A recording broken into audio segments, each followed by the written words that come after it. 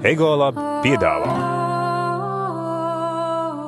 tests ar pakām un to atvēršanu. Ego jaunās pakas rada jaunu un nebijušu jautājumu, kā pareizi tās atvērt. Sekojušos testos mēs mēģinājām atrast pašu ātrāko un vienkāršāko veidu.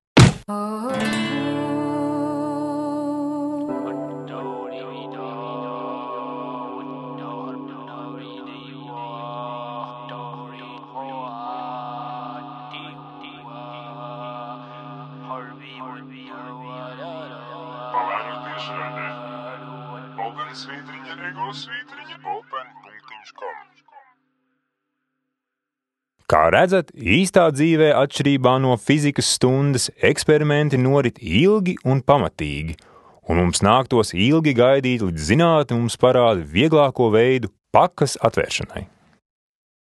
Nu labi tak, ka cilvēks ir gudrāks par zinātni.